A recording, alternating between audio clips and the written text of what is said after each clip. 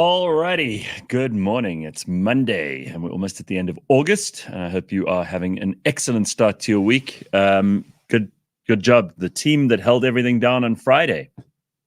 Nicely done.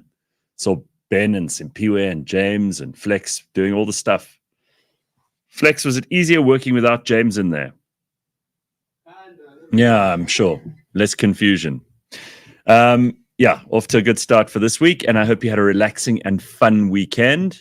Probably one of the last kind of wintry weekends. I know there's always going to be a burst of it somewhere in September, but you know what? It's not going to put me off. I'm ready for it. And I hope you are ready for today. We've got some cool stuff happening. I mean, you don't get much bigger than talking about the universe, right? So I'm going to have two guys in here whose show I saw. It's an old show that they did probably about a year and a half ago. And they are now doing a show called The Universe on Stage, guys called Luca Pontiggia and Yasheen Modi. And they put together this amazing, amazing show, which, I mean, if you're 7 years old, it'll blow your mind. If you're 58, if you're 97, it'll keep you really, really riveted to what they're doing. And it's phenomenal. They talk about, you know, quasars and pulsars and galaxies and the various things that are going on in the universe, and they know what they're talking about because they're not just guys who are reading off a script. I mean, Luke actually studied this stuff. He's 32 years old. He's got a PhD in string theory. So, I mean, you don't get much smarter than that. He'll be joining us later. We're also going to talk to Dr. Kanan, as always, on a Monday, which is absolutely necessary for all of us. And Leigh-Ann promised me she'd be here somewhere in the next 15 to 20 minutes, you know. She probably had a big night last night. Who knows? Thank you for all the birthday messages. Birthdays. James said to me, what are you going to do today? So I said, well, we've got a couple of meetings after the show. And then I have a Discovery Health assessment booked. You know, that's very important. And then I've got an interview that I have to record. And that's it. It's like any other day. That's kind of how it's going to go. Leigh-Ann Mole. She's just trying to sneak in. She's walking all softly like this through the studio. Just throw that down. How are you? Hello. How's it? Wow, this chair's quite low. Yeah, try and make it maybe go higher. You look a bit like a dwarf. How are things this lovely morning? While Leigh-Ann's getting settled in. I heard there was this building in Joburg over the weekend that caught fire. Yeah, in JP Street. Yeah, because of illegal connections again. You know, it's all these people who are they're shoved in there like sardines by some greedy landlord or just someone who's like hijacked the building. Yeah. And then they're put in these unsafe places, and these people are paying rent. That's the weird part about this. Is like they're paying rent to be in a fire hazard, and then when the place burns down, apparently 4 people died. It's a very serious thing. And, of course, the mayor of Joburg who's just taken over from the Nyaupe mayor, this one is Dada Morero from the ANC. He's like, well, you know, it's this private guy has got this building and they are giving him cash, but we're not sure who he is. It's like, they're paying him. They'll know who he is. Yeah. They'll be able to help you track him down. Yeah. The money gets to him eventually. That guy must be arrested. And right? It's not like this hasn't happened before. We've had massive warnings that this is going to happen. No, that's ridiculous. Anyway, how was your weekend? Yeah, you good. weren't in a burning building, were you? No. Let me think. No. You'd remember. No burning buildings. Just more hospital visits. So for God's sake. That's still going on. Just stop. It's still going on. But no, we had one of my clients had a very cool activation in the malls over the weekend. Oh, yeah? And People still go to them, man. They still go to the malls. They still go to those malls. The malls. I buy everything online now. I don't have to see other people. Yeah, amazing. You see, that's the thing. And then Yeah. I'll have my aunt who phones me and says, I need to go to Woolworths. And you're like, why? And I'm like, I don't understand. Why must I park? Why must I it's do horrible. these things? I mean, I still do grocery shopping to a degree because I don't want to order a lettuce and then it arrives, it's all brown and shit. Yeah. You know? Yeah. And so I'm a little bit, I know lots of people who use like Checkers 60/60 and all that stuff. But I kind of want to see the quality of the stuff. Like if I go to the apples, I want to pick the apples. Yeah, exactly. And it only takes, I mean, like grocery shopping for me is like a 15-20 minute thing at most. Yeah. Oh, yeah. Once a week. It's like, yeah. it's done. But it's also to see the newness. I like seeing that. Like, oh, that's new. Or gee, there's a right. purple okay, apple. like new products and stuff. Yeah. Okay, yeah, that's also fun. Yeah. But otherwise, no thanks. Yeah, you're right though. The parking and the other people and those women who stand in the middle of the aisle. Oh. You know which kind I'm talking about, right? Don't you find there's it starts in the parking lot. It starts in the parking lot. I'll be behind somebody slow. Yeah. This weekend, it was a man in and I noticed what he looked like, what he was wearing. He was in a grey Merc and he had on like a checkered shirt. And he was slow at going in. He was slow. Yeah. Then I get inside. He's standing at the baskets. Oh, God.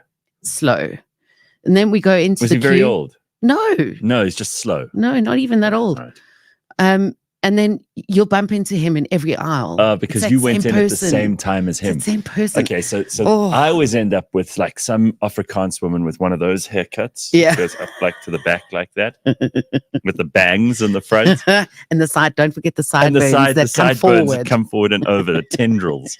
And then she always has like hair that has been dyed an unnatural red. Yeah. And she's wearing a big floral blouse. You know those ones? With a bold print. With a bold print, yeah. And then and like tights. I mean, listen, this is usually in Centurion, so you must know. Yeah. And then tights and shoes that always look like they're hurting her feet. And then, like her feet are busting to get out. And then she will deliberately, I think it's because they know it irritates other people, right? Not just me. Everyone gets irritated by this. Don't pretend you don't. And then she'll stop in the middle of the sweets aisle or whatever. And she'll go, and she'll look at like all the prices and compare them and then take out a calculator or a phone or whatever. And lists. And she's this big and her trolley's that big and you can't get past. So when I see them now, I go along, I push my trolley, I look up the aisle. If she's there, I'm like, next one, and I'll come back. Yeah. I'd rather double back than go where she is. I still have that, what's that subtle aggression? Passive aggression. Yeah. Where I'll make someone it's horrible. Why am I such a horrible person? I'll make someone embarrassed by letting them know that they were in my way. By standing there for a long time. Yeah. And then they go, oh, sorry. And I get great satisfaction. You'll just stand there and wait and stare at them, like your eyes in the back of your head.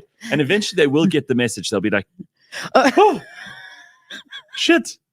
You're like spying. I had an interesting thing. I judged this show on Thursday, which is why I didn't do Friday's show. Was it a singing show? No, it wasn't a singing show. It was like a fashion model thing that this guy who put it on did this show last year, and I went. A friend of mine invited me along, and I thought, this is going to be so dreary and shit. And I went, and it was absolutely phenomenal. Like the Sunbet Arena in Pretoria. That's where they had Miss South Africa. Yeah, and it was sold out. Hey, like thousands of people. Big sponsors. It's like a proper show. And people from all over the country entered this thing. And the quality was phenomenal. Like it was really well put together. So it wasn't a beauty pageant? It wasn't like a pageant. It's like I suppose you could call it a modeling show or something. So did you have to judge the models? Yeah, I was judging along with Gerry Nel. Remember the guy who prosecuted Oscar? I put it to you. Yes. Him and... There was there were a couple of really, like Lady Zamar was one of the judges. Oh yeah, and she did a little song in the middle during the interval. Who else was there?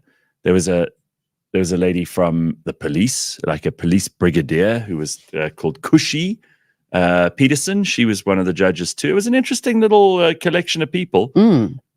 Really good show. And I just knew that it would go on until at least 10, 11. And I was, the show the next day is going to be a problem. But I listened to the show and the team held it down beautifully. They also decided to go with sofas and a table instead of this desk. The setup. And it looked good. So we may just change that. I don't know. If you have any ideas on that, let us know. You can drop some comments in the comment section and tell us about it. But yeah, that was my Thursday.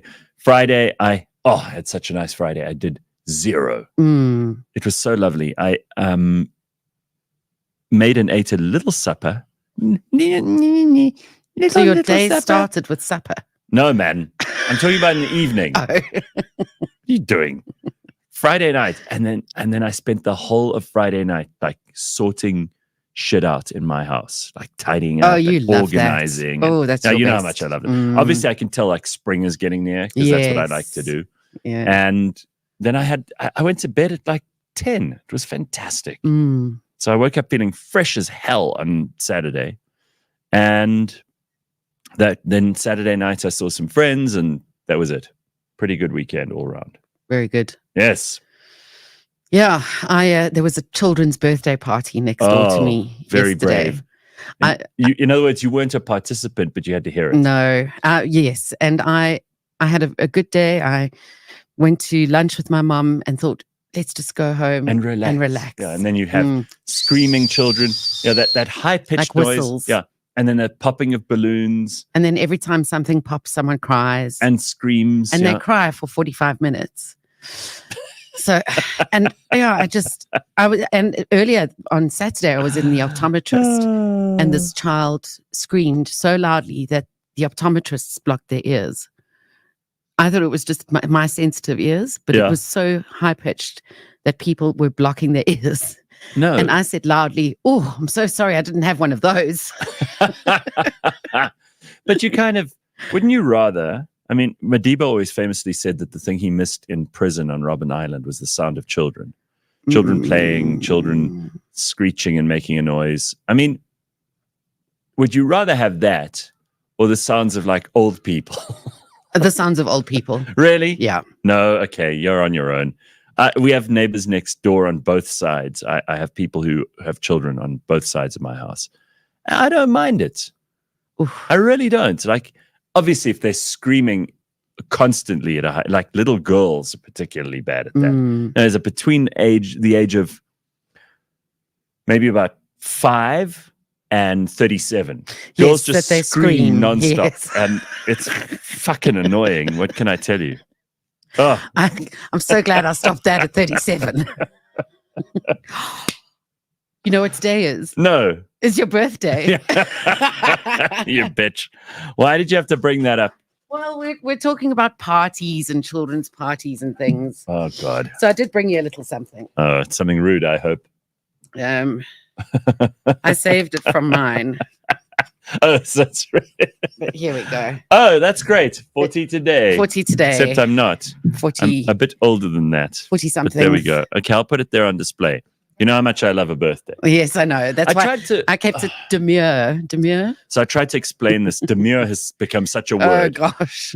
You know what? Simpiwe started explaining it on Friday, but you never really got to the explanation. So you just have to watch one video and then you'll understand. Okay, tell me what it is. Just tell me. No, I'm not going to. It's not worth telling. You can't tell it. You have to just see the video. Why are all the Gen Zs saying demure all the time? There was one girl who came onto TikTok or whatever and explained how you should be dressing for work and it should be demure. Oh. And she's very funny. She was actually brought onto one of the Tonight shows or whatever. Okay. That's where it comes from one video. Well, I tried to explain to like really good friends of mine who I've known for, a couple of years now, like double digits in some cases. So explain to them why I don't like to have a fuss made of my birthday. And I'm not going to get too much into this because who cares? It's only me. I got to be a celebrity. I got to be like well known in South Africa. People recognizing me when I was 22, and from then on, kind of all the way, right? Yeah. I mean, still, I'll walk past a group of women gathered on a street corner, and as I walk past, get it, so I'm like, it's gonna happen to me, all right? And I'm okay with that. It's part of the job, and often you meet very nice people, and you might even have one or two interesting conversations along the way. So it opens doors and it shortens queues and that kind of thing. But as a result of that, I've figured out, because I've had to think it long and hard, why I become such a pain in the ass on my birthday. It's because I genuinely don't like having a fuss made of me. It really makes me like very uncomfortable when people sing happy birthday to you. Yeah. Always. Doesn't matter where, doesn't matter who, doesn't matter how. Yeah. Like, it can be your own family, and I'm like, oh, just put me away. So that is a big part of it. I don't like the attention. And people always go, "Ah, but you do." Yeah, you do, man. Come on, you do. You like the attention. That's how you're in the media. I'm like, no. I got into this for very different reasons. That was a byproduct of it. So now when people make a fuss of me, it embarrasses me.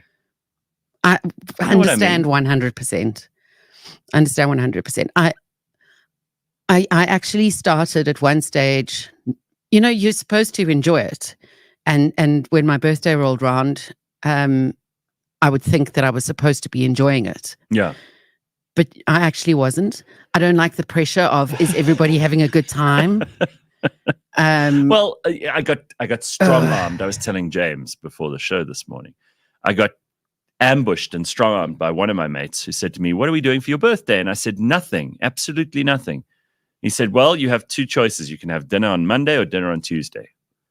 And I couldn't come up with an excuse quickly enough. Normally I'd say, "Well, I'm very busy. I got this on." I couldn't come up with a quick enough excuse. So I had to say, "Well, Tuesday," because I chose the furthest from when it was. This was on Friday. And then I was like, "Oh, no, I've agreed to this dinner on Tuesday." And then they're going to have, someone's going to bring balloons and there'll be a card and they'll all make I mean, it's so nice, obviously. And most people understandably enjoy that. I hate it. I can't stand it. Yeah, no, I understand. It's a weird thing. Anyway, well, I'll make it through. I'll be here Wednesday morning, and I'll have survived. Some people have real problems. That's my problem. So. Imagine you could choose which day was your birthday, but you had the choice of not telling anyone. That would be nice. Well, so you could just have a random Wednesday, Fromsday, 20th of October. Yeah, you could. And no one would know. Oh, yeah. Fromsday the 39th. Or if you wanted people to know, then you'd let them know, and then you'd have a big party. Going to Spur must be your worst nightmare, Gareth. Well, I think that's maybe there's trauma from doing, you know, those things. When I saw other people, I'd go to other people's birthdays at Spur. When you're a child and you go to kids' parties and they decide to have like a dinner there or whatever. And I just see these people being humiliated. I thought, oh, this is a ritual that I don't want to be a part of, you know? You remember I told you my cousin-nephew said when everyone woke him up and started singing, he said, "Can we have a talking birthday, please?" Oh. He didn't want the singing. It's that sort of thing. He's decided at a very young age that that's what he wants. Well, Tracy says, just say you've become a Jehovah's Witness. No birthdays allowed. Oh, that's there. true. That's a good idea. Yeah. Or there are those people who don't put their birthdays on Facebook or social media or anything else, and that often helps. But I'm afraid these people are so smart that listen to us. They knew before I even said anything. Yeah, that's it. I have to get over it now. So there we go. But I'll take this. The only day that's about you, says Janine, is your birthday. Well, that's probably why I hate it. It's exactly why. So you've nailed it. And I mean, I got a very cool message from one of my friends who lives in Canada, and he was telling me, I mean, it's like the longest voice message. It almost took the whole way to work to listen to it. Yeah. But you know, do you remember when we did this? I can't believe we've been friends for 25 years. It's because they live in Canada. They're so far away from everything. I suppose that's probably it. I mean, my brother's friends live in Canada, and they were here this weekend. And he was saying how you can just sense that they're lonely. Canada's very, very far away. Yeah, but this friend of mine and his wife live in Vancouver. So does this couple. So that's not a bad place to live. It's lovely and expensive. Very expensive. And I mean, clearly they're doing well. They've just bought a holiday house in Palm Springs in California. Oh, wow. So they're okay. Yeah. They're not like miserable. But clearly he has a long walk somewhere. You could hear he was walking and just recording. I hadn't figured out until very recently that you can hold down the little lock thing and just keep You don't have to hold the Yes. button down. And then you can talk and talk and talk. And I think that's what he was doing. I think he was more or less amusing himself on the way home rather than worrying about my birthday. But very nice. Very, very nice. All right. So thank you, everybody. I appreciate all the birthday stuff. Now let's move on. Okay. That's very good. Done and dusted. Right. Gauteng retains the lead as hub for serious crime. Oh, good. We're still in the lead. Oh, thank goodness. I thought we'd lost it for a was so worried moment. about us being pipped to the post by fucking Cape Town with all their gangsters. And Or Durban with all the muggings. machonisas, or, like, thank God for this. I mean, I was really worried. So breathe a sigh of relief, everybody. During a recent media briefing by the Hawks, it was disclosed that the Gauteng province remains the epicenter of serious crime in South Africa. It's a population thing, isn't it? You can't Well, commit crimes against no one. The Hawks head, Godfrey Lebeya, has emphasized the province continues to be a hotbed for serious crimes and highlighted the relentless efforts of the division in combating crime. The Hawks have made progress in recovering ill-gotten gains and disrupting the financial gains of criminal activities with the granting of 77 court orders and a substantial amount of money being paid into the criminal assets recovery account in the first quarter of the year. Where does that go to? Government. Doesn't go back to the people it's been stolen from, by the way. That's just a way for them to get an extra tax. So when the Hawks say, my we've word. recovered all this money, it doesn't mean it comes back to you when you were ripped off by that Nigerian scammer on your Facebook account. It actually just goes to government. Oh, my word. And what do they do with it? Yeah. I don't know. They send the mayor to burnt out buildings to say, how? How did this happen? We didn't see this coming. How? Or make big cakes. And he looks and the fire's licking the sides of the building and people jumping out and burning to the death on the way down. And he's like, ho. But they're paying for him to be there. Yeah. So so at least they know that the mayor watched them die. I mean, if you're going to die in a burning building and you have to throw your baby out and your baby's like a cannonball that's on fire and it splatters and smatters against the road underneath, but at least it's not burning anymore. The best part of that is that the mayor gets to watch. You can say, while I died, the mayor was there. When you get to the pearly gates, how was your life? It's pretty shit. I lived in this terrible building. We had to give the landlord all this money. Nothing good came of it. I burnt to death. So did the child. Here's my child. Don't look at her too much. She's a bit self-conscious. But you know what? Where the mayor was there. Yeah. We were so proud. The mayor was there. Anyway, so I don't know how I feel about the fact that we're still the best crime province. The best crime province. We've got the best crime. We got the gold medal in crime. But you know Right. what crimes are on the up more and more? What crime? What crime? What crime was going up? You know what crime? What? Hijackings No. and kidnappings. No, kidnappings. Kidnappings because it's so difficult to get money off of a person these days. It really is. The poor criminals. That people have got so many secure apps and you've got to have Bitcoin wallets and shit. all of this. So they have to actually capture you and then torture you to give. get a ransom. Mm, So that's happening a lot. I don't know. I mean, how many times do you read a virulent businessman has been kidnapped? I think it's a big thing in the Indian community, though. Mm. It really is. And I know that that's what happened with that famous case that was all over the news about 3 years ago. It was like an inside thing in the Indian community in Johannesburg. But I have to be honest with you. Like, I remember when we were kids, and you'll remember this too. They used to have like the missing kids thing. Mm. They'd say, this child went missing or whatever. And they'd put the fear of God into parents because they'd say, parents would get, like, shit, my child might be kidnapped. Yeah. No one wanted their children. It was all like hype around one or two kids. One or two that went missing. Mm. Just one or two. Every parent's like, they mustn't take my precious Tommy. No one wants your precious Tommy. Your Tommy is eating you out of house and home. And frankly, you can't afford to keep Tommy. He's so fucking enormous at this point. Do you really think anyone's going to load him into their van? He won't fit. Don't worry about little Tommy. Like, if you've got an ugly child, you don't have to worry. Okay? Like, you don't have to worry. There's no pedophile who's like trying to capture and kidnap and hold for ransom your ugly child. No one. You know this is true. No, well, this is that. But then, I mean, no one wants to kidnap you and me, for example. I mean, we're not children, but no one's going to see Leigh-Ann with her trolley at the shop and go, I'm going to kidnap that woman. She's the one. and they, yeah, I mean, No one's going to take you me.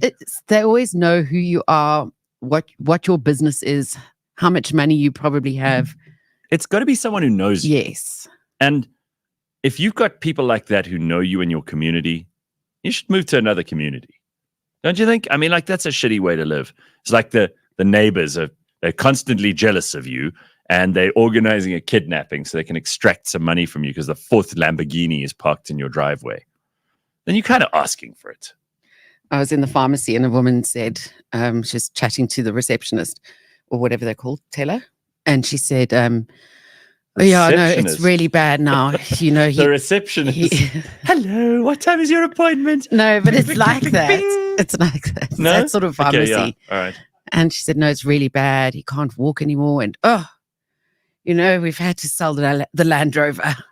Oh. Because he just can't even get in it. Never mind drive it. Sure. You see, no one's going to be kidnapping him. No. Here, listen to this. Tracy says, I was nearly abducted as an 8-year-old. Guy was a suspect in a few cases. He wandered into a shop, lured me away, and was stopped at the door. My mom's worst nightmare as a parent. Tracy, why you? Have you ever thought about that? Why you? Like, first of all... Well, it's either a sex thing or a money thing. Yeah, but I mean, listen. Tracy hasn't got that much money. You don't know that. Is she that sexy? Tracy, are you that sexy that the... You know? I don't know. Anyway, I think she's making it up to be important. Jody Smith says Gareth sounds bitter over the fact that no one ever tried to kidnap him. No. Trust me, I'm very happy about that. Jason says, my parents said that if I get kidnapped, we 3 other kids we will miss. Also, good luck to you. Oh, I think what Jason means, although he clearly has a brain injury, is that his parents told him when he gets kidnapped, they will miss him along with the other kids. But good luck to you. So, you know, that's the kind of tough love that parents need to learn. Tracy, I'm sorry. Gareth's in a mood, lol, says that donkey. Don't apologize on my behalf. I'll apologize if I feel I've been rude. Don't you apologize for me. Fuck do you think you are? Colonel Chris Wyatt says the real network, trafficking, ransom, and most frequent kidnappings are the parent of the family member. Yeah, it's always someone you know, because who would want someone else's irritating kid around them? You've got to remember, like, if it's your kid, different story, right? Because it's your kid. You love your child. You should. If you don't, then you need to go and see somebody about that immediately, because you've got the kid, and if you're a shitty parent, then you're going to raise a shitty child, and it's going to be a big problem for all of us. Mm-hmm. So you need to sort that out. But with your kid, it's different. Like, if they are uncomfortable or unhappy, you want them to be better. You want to make it better. They don't irritate you all the time. If it's someone else's child, you don't love it. You don't care about it. Why would you want that around? So for the person to kidnap you or your kid or anyone else, they have to really have their eye on the prize, because that's a lot of work. The Real Network, we were kidnapped in the 1970s. Family member guilty. Sure. We were kidnapped. So what's you and your family? You were all kidnapped? Well, Chris? maybe siblings. Janine says, I never worried about my child being kidnapped. They would have paid me to take her back. She talks a lot. You see? Janine. See, that's it. Yeah, this is true. Let's turn our attention to better things. Now that we know that we're at the top of the crime stats, awesome. And this is quite cool. Apparently, there is a meteorite explosion that has rocked St. Francis in the Eastern Cape. Yes, I saw that. I saw the video. What do you know about it? Well, it was taken by a couple who were walking along the beach during the daytime. And I don't know, I think it was quite loud. So the video I was watching, for some reason, on this news story wouldn't allow me to have sound, which was very annoying. Ugh. But you could see it coming through the clouds and towards the sea. And then, apparently houses were shaking from, like almost like an earthquake. God, how exciting to see. Can you imagine how cool it would apparently be? Some debris was found. Wow. Yeah. So apparently the Yeah, the National Space Agency, we have one, by the way, is yet to confirm if the sighting was indeed a meteorite. Additionally, a rocket scientist has suggested that the asteroid debris comes from a moonlet. Well, that's not rocket science. A moonlet exploded by a NASA spacecraft that could create a stunning light show as it enters Earth's atmosphere. But apparently it wasn't just a light show, it was sound Moonlet. too. How many moonlets do we have running around? Yeah. Baby moons. Fortunately for us, we're going to be joined by people who actually can answer these questions after 8 o'clock. This is brilliant news. Yeah, it is. So we'll ask them about this. Maybe they'll know something. Dr. Luca is going to be joining us. Okay, so aside from that, what have you got on your agenda this morning? Well, talking about kidnappings. Oh, boy. Somebody has faked a kidnapping in order to get out of a marriage. Ah, I could understand that. And Don't that's you? happened in KZN. Couldn't you understand that, though? Sure. Does it Like need to to get be out of that a marriage? severe? Well, you must really not want to get married to that person. So was it a man or a woman? A woman. This woman and her alleged lover are now expected to appear in the Verulam Magistrates Court Oh, boy, again. in connection with... What is up with the Indians in South Africa? You guys have got to this stop doing wasn't a this. real kidnapping.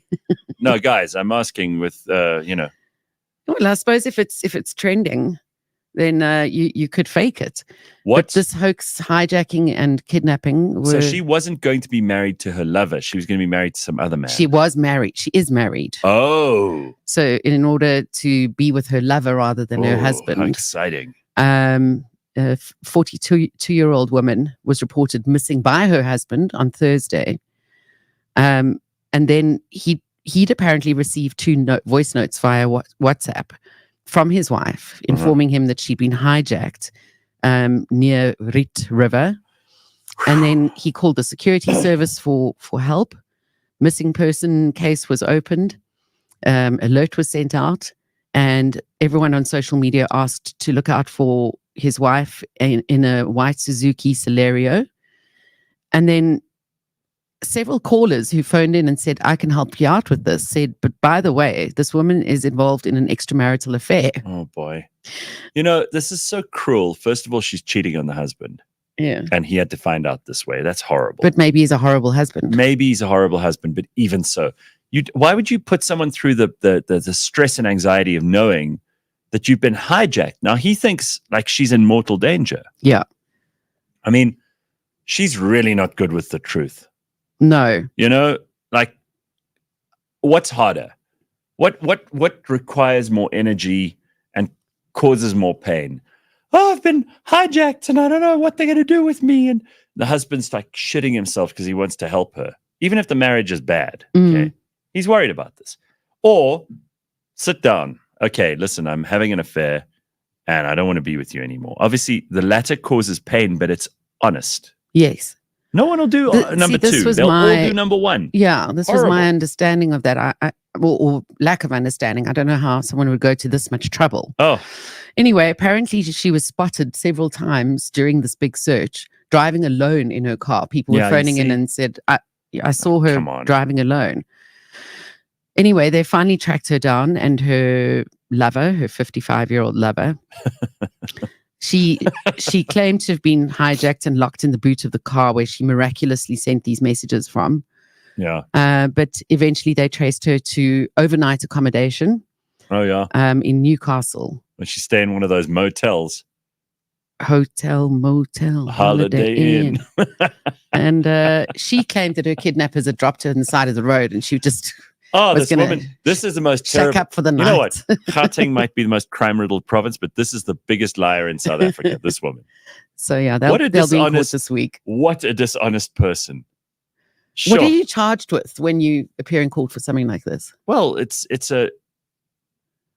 I know you're wasting police's time and it's resources. Like a vexation of the court and police's time. It's... I don't know exactly what it would be there, but like faking a hijacking, there are costs. There are actual criminal charges that can be brought. I'm not sure what you would call them. If anybody in the comments knows, I'd be interested to know what that is. Yeah. I mean, she's definitely guilty of something. But how terrible must she be? Like, just the most unbelievable liar. How embarrassing. Sure. Yeah, you see, because you try to lie sometimes. I've done it. You've done it. Everyone's done it. You try to lie sometimes so that you protect people's feelings.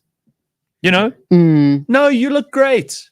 Or, oh, don't be silly. Of course I love you. You know? And as that horrible, lie you always tell. as horrible as those lies are, imagine how she must have thought about this. Now to appear in court. Planned it. Honestly. And the worst part is still to come for her, because she's going to have to explain how she lied. She's going to look really dishonest the whole way through. It's very bad. Speaking of lying the whole way through, let's get into some sport. I thought you were going to say, speaking of very bad, let's get into James. So lying is much All right, better than very James. bad. No, you did very well on Friday. Thank you. you. Yeah, it was very good. I think I like the new setup too. I like the couch vibe. All right. Well, thanks for that feedback. I We will just- put it into the big box of feedback and burn it. Okay. All right. that's Yeah, fair. on with you. What do you got for us this morning? Quite a bit of sport happened this weekend. My life has right. meaning again because there's football, but I'll get to that shortly. All right. We had the Olympics a couple of weeks ago. I remember did that, we? you know. We did, I do yeah. remember You that. guys- I missed it. Yeah.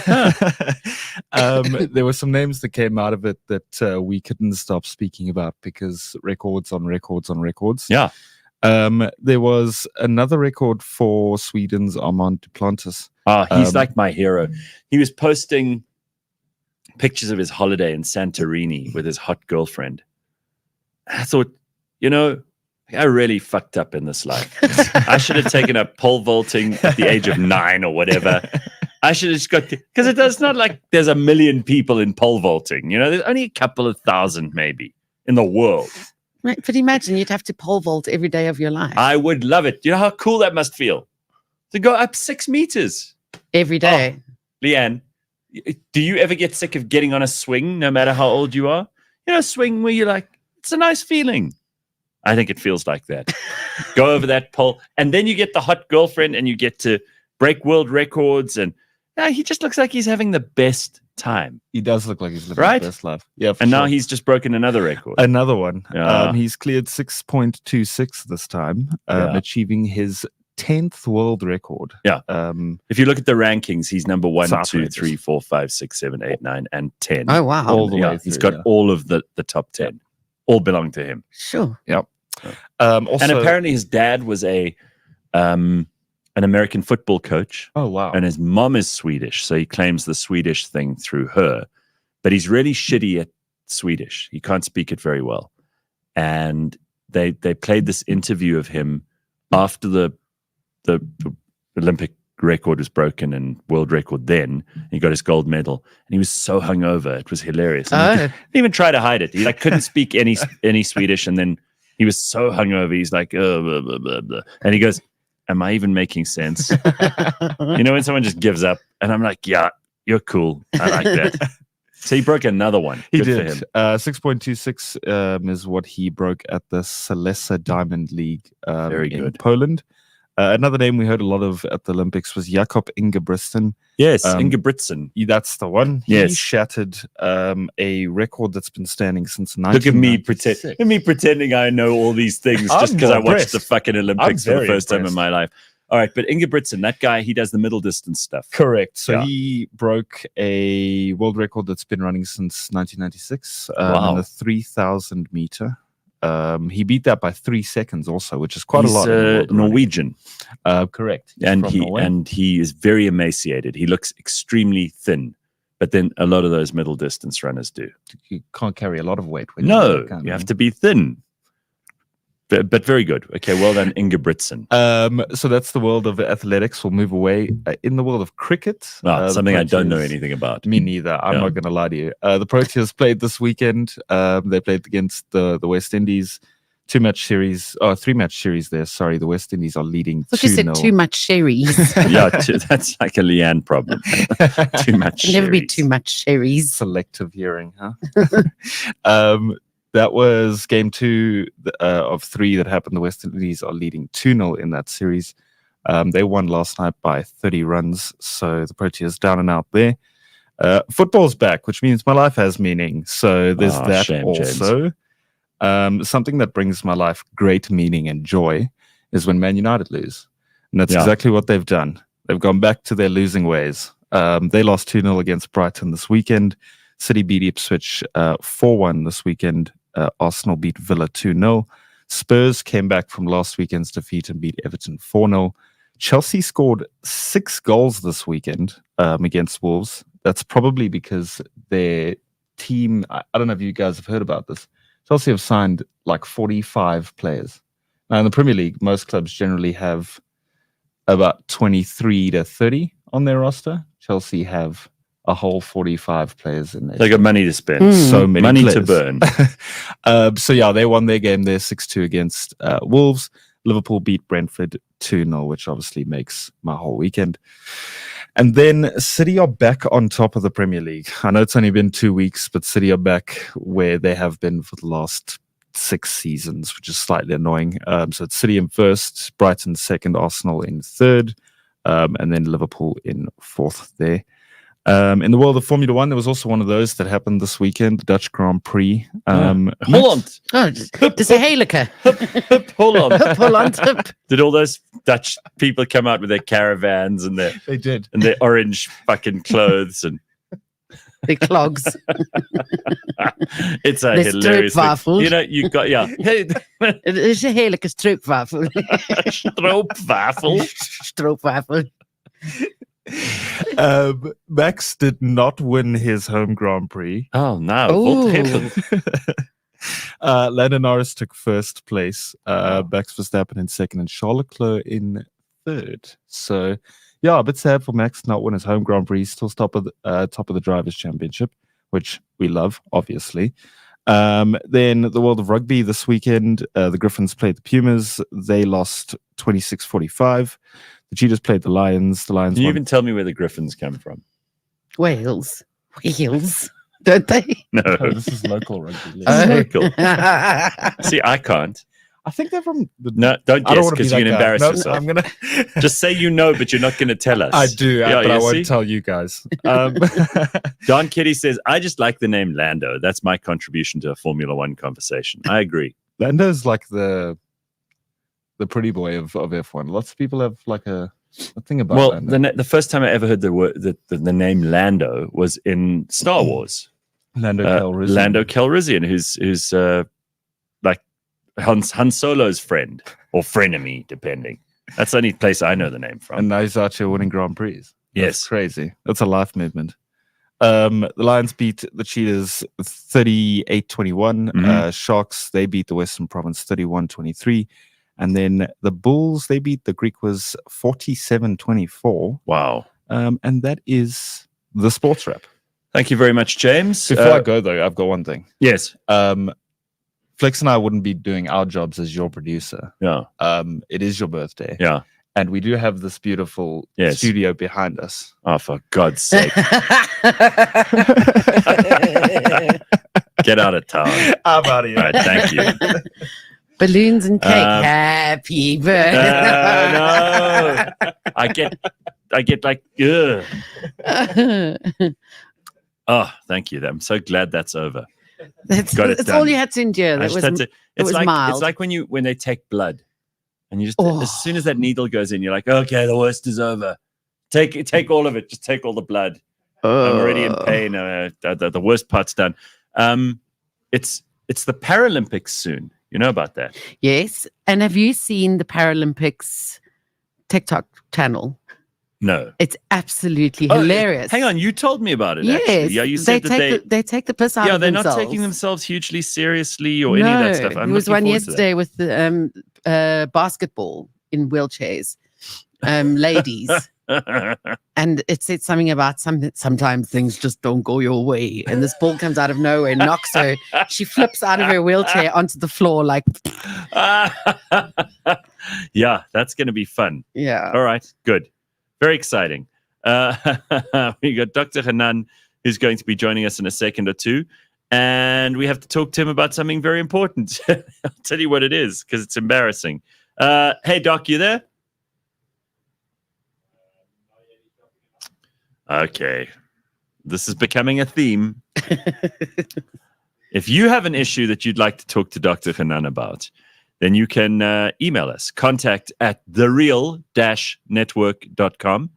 And you can remain anonymous if you like. If you don't want to tell us your name and it's a very embarrassing personal issue, some psychological thing that you're struggling with, a relationship thing, maybe you're strange dealing, kink. yeah, there's whatever it is. Like, we really don't mind. I'll judge, but Dr. Kanan never judges, and he'd be happy to help you solve your problems. Right, Leigh-Ann? He's helped us. Yeah. Although you're wrong about something, he does judge. He'll call you out when you're bullshitting. I wouldn't call it judging. He is honest feedback that you need to hear. He would tell that woman who's cheating in Verulam, pull he'd herself say, together. "Listen, stop this nonsense, this lying. You're in a cycle of destructiveness. You're not helping yourself. You're not helping your ex-husband or husband. You're not helping your lover. Now you've embarrassed everyone in the family. Everyone knows that you're going to go to court for all these lies.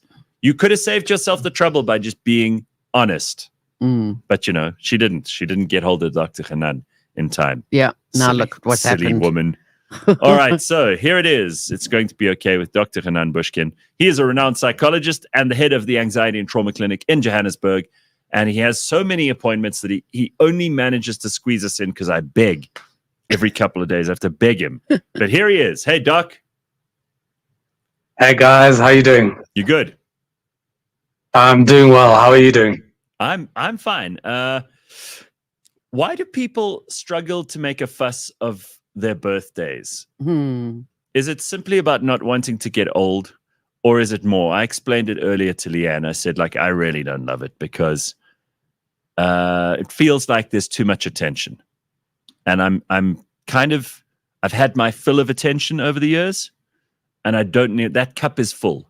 I don't need the singing and the fuss making and all of that stuff. And yet I also realize it's not really for me. It's for other people. So I'm caught in this situation where I keep saying to people, please don't make a fuss of the birthday. And it's genuine. It's not like false humility or anything. But then they want to. So what do I do? So the two questions: why do people do it? And then what should you do about it? What do you do? Yeah. So firstly, the reason why people don't want to make a fuss over their birthday is because they don't want the attention. Think about it. You've been in the public limelight for a long time. You are the center, and you have been the center of different topics and different conversations. And maybe there's a part of you that just doesn't want to continue with that. When I get home or when I socialize with my friends, everybody says to me, "You hardly talk. You don't engage." Well, that's because that's what I do for literally 14 hours in the day. Yes. So when I get home, I just want the opposite of that. I don't want to talk. I don't want to engage. I don't want to have philosophical or psychological conversations. Yes, preach it. Preach it to the hills. The other reasons why people don't want to make a fuss over their birthday, it could be a sense of humbleness. It could be a sense of, I don't want attention from me to me. I'm getting old. I start recognizing that I'm not the same as I was before. Right. I start recognizing weaknesses. I start recognizing differences. And I don't want to actually take stock. Some people don't want to take stock on their birthday because it's a day where, how did I do this year compared to last year? How am I doing in comparison to where I want to go? So people don't want to highlight that. And in terms of what you should do about it, Gareth, I'm going to give you the same advice that you will not remember, but that you gave me, because I think one of our first shows many years ago, it was I think it was on my birthday, and I said that just like you, I don't pick up the phone, and I don't want to have any parties, and I don't want to have any messages, and so people know, don't call me on my birthday. And you said that it's not. It was very good. You said, Kanan, it's not about you, it's about other people. And I appreciated that. That was 100% correct. People phone you on your birthday because they want to acknowledge you for them. They are letting you know that you're important enough to be acknowledged today. And me not picking up the phone is an insult to them. Me not acknowledging that they want to acknowledge me on my birthday is an insult to them. So you shouldn't do it for you. Don't do it for you. It's not for you. But certainly let them, it's like you're receiving a gift. and rather saying no thank you. So yeah, acknowledge and do it for the other people as opposed to yourself. Right. You got to think of it as a day of service.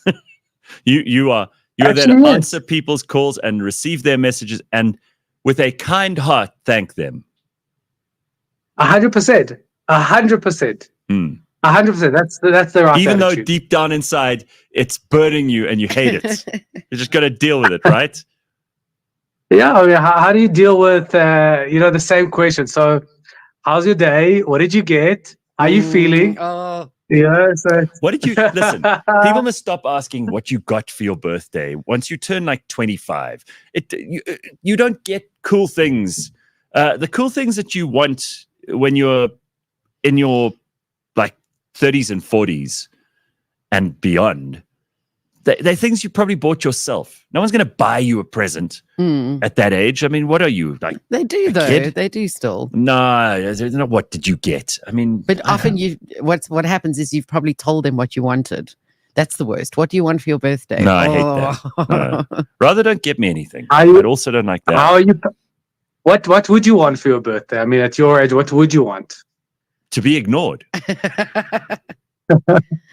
Well, you know what? There's also something attached to this, which I'd like your opinion on. And there have been TV shows that have made a lot of fun of this, Curb Your Enthusiasm and the rest of it. What do you do with people who give you really shit gifts? Like they probably haven't even thought about it. Maybe they just rummaged around in their cupboard and found something that they can't give to anyone else. And they're like, he'll enjoy this. And they give you something. And you'd almost, like, I'm very good at going, thanks. That's so nice. I love that. It's what a gag gift. That's so cute and funny. But sometimes you can't hide the disappointment. Not that you wanted a present, but that they gave you such a terrible present. So what constitutes a terrible present for you? Oh well, my God. I will never forget. There are two terrible presents that I know of. One is yours, where you said your aunt had given you a biltong A hamper. Yeah, like she's dead now, so I can talk about her as much as I want. She gave me one of those terrible, those dried up things on a like a board with the wicker around it, and the plastic on top, and like this biltong like had soft nuts, and the nuts had gone soft, and the biltong had turned grey, and she's like, "Yeah, isn't it nice?" And I was like, there was that gift, and then a friend of mine who's also aunt. Yeah, always an aunt. Message to say you weren't at home, so I dropped your present off over the wall. She'd taken a box of crockery and thrown it over the wall. Everything was broken. What a terrible idea! Is she completely? I mean, she must be. No. Yeah, okay, I think she's probably also dead by now. Wow. I mean, what do you do? Have you ever had the experience of receiving a gift and it's still got the attached card for someone else? Oh, or the price, and you see like it was super, super cheap. Or still the sale sticker on sale. But Doc, says Sanele, why do I care if people acknowledge me? What do I look like? Roman Reigns? I don't understand the last part of that, so I just left it out. But like, why do I care if people acknowledge me? So Sanele is basically saying, why should I answer those calls or reply to those messages? You know what? It's on a very serious note. We live in we build a tribe. We build a sense of community, and that's how we survive as human beings. And to play nice is a very important social skill and a survival skill. And to play nice, we learn from age 0. And kids that don't play nice are excluded, and they're no longer wanted in the game. So should you acknowledge everybody? Of course not. You should acknowledge the people that matter most to you. And if they're part of your community, of your tribe, of your people, the people that you've invested into, then you should look after their needs too. So it's I like what you said, and I'm going to advise that to everybody now. It's a day of service on your birthday from you to them, for sure. Right. For sure. So, that's a great way to put and it, also, for sure. Doc, I mean, like, it's good manners, right? If someone says something nice to you or they wish you a happy birthday, it's good manners. It's like, I was raised to have good manners. So you say, thank you very much. You just do it. That's the way to play the game. 100%. Okay. 100%. I accidentally gave a gift to somebody that they had given me the year before, says Mo Rabbit. Ooh. Oh, and that person must have said outright, I gave you this last year. How embarrassing. Steven says, my ex-wife got given a used manicure set, complete with nail clippings from her grandparents. Ew. Ugh. Gross. What is the psychology behind gift giving, though? Just generally, because I'm interested in that. Like, I love to give gifts. Like, if people I care about, I think about them, and if I see something when I'm traveling or in the shops or whatever, and I buy it for them, and I love giving it to them. It doesn't, that joy doesn't last very long, and usually it's not something hugely expensive or anything, but I still love it. What is the recipient's psychology meant to be? Yeah, so gift giving has got a deep primitive origins. It's like I pick ticks off your back and you'll pick ticks off my back. It's a survival. That's such a lovely gift, Dr. Kanan. If it was my birthday and you gave me that, I'd be so grateful. Oh, good. I won't get biliary. These ticks have been killing me for a year now. So when we give gifts, it's a sign of we're part of the same tribe. I'm going to look after you, which hopefully will translate into you looking after me. So we give gifts, and by the way, gifts, it's not about just the money. It's about the utility that it has for the other person. So the more utility it has for the other person, the higher the value it is for them, and the more likely they are to reciprocate. We human beings, we don't need a lot of what we don't need. We just need a little bit of what we do. And if you can figure out what the other person values, then it's got nothing to do about money. It's just got to do about utility. Right. So if someone, if you need a back scratcher, then that's what you get. Yeah. That's what you need to get them. And be as thoughtful as you can. I mean, I love the fact that someone will sometimes buy you something truly terrible, but they've thought about it. Yeah. Rather than that they give you one of those gift vouchers. I've always hated the idea of cash or a gift voucher. I mean, I know there are lots of people say I'd rather have the cash, and I get that. Like, if that's what you need, but they have to actually spend some time thinking about it. A gift voucher or cash is just like such a cop out, and like, oh, I've got to get this idiot something. Let me just give them this. You know what I mean? Completely. For all you know, they've got like a stack of them at home, and they just sign someone's name on the top of it. Happy birthday. It's been so great knowing you for the last 3 years. Yours, Denise. What are you doing for your birthday today? Fuck all. I'm going to, no, you know what I'm doing? I'm going for a Discovery Health assessment. But it's good news. I'm recording an interview and I've got a couple of meetings. That's what I'm doing. It's going to be a normal day. But you have to do one thing. You have to share with everybody what your discoveries results are in terms of your real actual age. Exactly. No, so last time we did it, I did it on air, and we did a live health assessment and everything. Yeah, and they were attaching like pulse oximeters and like all kinds of weird shit to me. And I came out with a discovery age of 39. I was very chuffed. Wow. Because I'm like almost 10 years older than that. So I was very pleased. So I want to see if I can keep knocking a little bit back. Apparently I can get a psychological assessment. Can you do that? Yeah, sure. We should do it on air. Okay, a couple of questions. And if I get like points for that, can we actually submit that? Yeah, you get free coffees. You don't get points for being sane. But I'm not. Do I get points for pretending? Yes, that you get points for. Getting away with being insane. All right. Thank you very much. Dr. Kanan, have a lovely day. Same to you. Enjoy it, Gareth. Happy birthday. Thank you very much. Thank you. Best gift to your mate is Gwyneth Paltrow's vagina-scented candles. That's excellent. My favorite gift has no utility other than its sentimentality. It's a painting that my friend made of my cats, says that darn kitty. Oh, Yeah, that's okay, cute. that is cool. Yes, if someone's actually made something, then I think that's cool. mm. I still have a painting that my sister did when she was, I don't know, she must have been like 8 or 9, and it's a terrible painting. You've still got it? I've still got it, yeah, of my then dog Hecate. She was a Jack Russell. She was a Jack Russell Yes. called Hecate, Yes. and my sister painted her, and it's okay. It's a fair representation of a dog, but I've still got it. Saw something over the weekend of preschool and grade ones kids drawing like their fantasy monster, so not something they're scared of, but something creative. Yeah, that they'd love to see come to life. That was their brief. yeah. They then, and the brief was actually, unbeknownst to the kids, given by the high school art class, Oh yeah.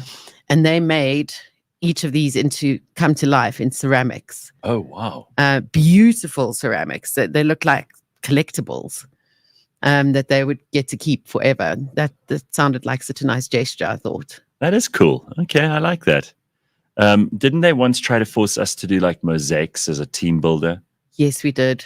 We did. No, I didn't. I left. Yeah, you did. Yeah. I think that's I got the last stuck time. sitting next to someone talking about early menopause for some reason. Well, it could have helped you if you'd listened at the time. All right. Thanks, everybody. We'll be back in a moment or two. We got lots more and plenty of stuff about the universe. Yes, the exciting stuff with Luca Pontiggia and Yasheen Modi, who are going to be joining us in a short while. Stick around for that and more. So where do people get tickets? How do we get our hands on tickets? Okay, so tickets are available on Howler. You check out the options. It's 275 Rand for a general access ticket.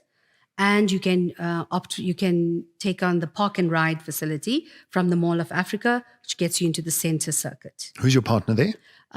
Sani Car Rental Okay. is our partner. 20 shuttles running between Mall of Africa into the circuit. So people arrive at Mall of Africa, just look out for Sani Car Rental. Yes, it's at gate entrance 6 and 8. Okay. Look out for the Sani signage, the festival motoring signage. There's branding all over to direct the visitor. Get into the shuttle and back. And there's free parking if you have the Admit app. Oh, Yeah, really? yes. Okay. Catch us every Monday at 9 a.m. on YouTube and on autotrader.co.za. Hey, it's me, the little voice in the back of your head.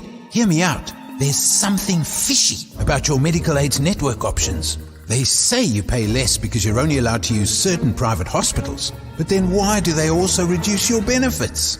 Do yourself a favor. Check out FedHealth's grid options. You save 10% for using network hospitals, but none of your other benefits are affected. Now that's how medical aid should be. Remember, fedhealth.co.za.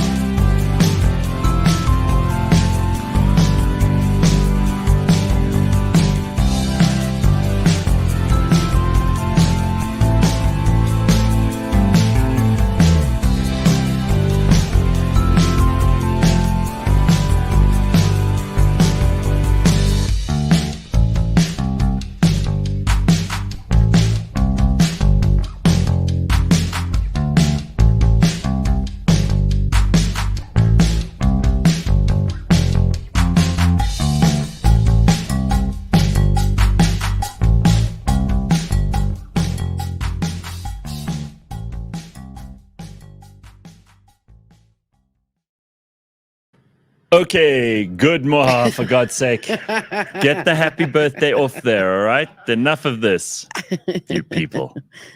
I think they do it on purpose. They're trying to upset me. I'm not going to be upset. I'm very happy. I said to Leigh-Ann, I woke up this morning and I don't feel old. Like I didn't have any aches and pains. There was no hangover. I wasn't sore or grumpy or any of that shit, which usually on my birthday I find reasons to be. So I'm happy. And my response was? Leigh-Ann's response was she turned around, walked to the bathroom to blow her nose and said, fuck off. So obviously While I was limping with a sore hip. some people are not as happy. All right. Anyway, I've always wondered, and now that it's getting warmer, we're going to have to start thinking about this. The muzzy season is coming back. How do mosquitoes find us? I always heard, and you can correct me if I'm wrong, it's about the carbon dioxide that we breathe out. That's the last thing I heard. Yeah. Is that not it? There's something new. Oh, God. And by the way, when I arrived in this building this morning, in the lift, I was accosted by a mozzie. No. They're back. They're already here. Already? We didn't even have time to sit outside and enjoy warmer weather before they came back. I've got two geckos on my deck. Geckos on my deck. Okay, but they catch muzzies and eat. Exactly. Yes, good. And they come back every year just in time. All right. So, yes, it's now been found that mosquitoes, particularly the species Aedes aegypti, can detect infrared radiation from our bodies. How much stuff goes into their little brains? Okay, firstly, geez, I hate them. Firstly, they're able to sniff out our carbon dioxide. Yes. And then what made me think about that is, but then how come when I'm sitting outside, they're biting my ankles? You know? They hate you. You see? They're just filled with hatred. That's what they've got. Like tons and tons of hatred squeezed into that little body that goes zzz. Yeah. And then I thought maybe, but they must be detecting my veins near my ankles somehow. I loathe and despise mosquitoes. Yes. Well, now they do. In fact, we found out they pick up infrared radiation from human skin, enhancing their ability to find hosts. Look at that. Look at that picture. There we go. So you've got a naked or a bare person on the left. A bare one. That's so look at how. So look that's at how, how the mosquito sees shit. That's to them. That is so exciting. They can just bite you anywhere on that arm. Oh, and on your knuckle where you can't really find it. Look how the cotton and polyester doesn't really help.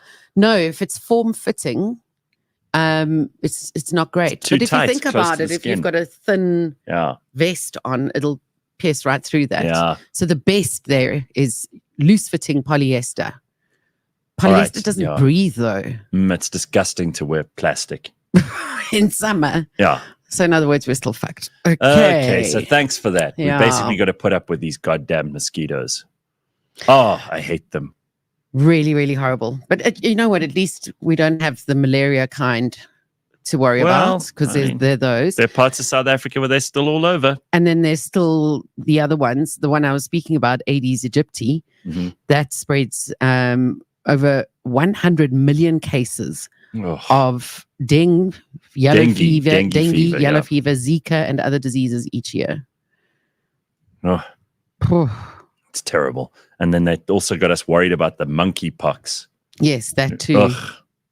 Who needs it? Apparently, we're not supposed to be worried. But I mean, you don't get worried about stuff like that. No, I don't. And I'm not concerned. I really do think it's a clown show at the moment.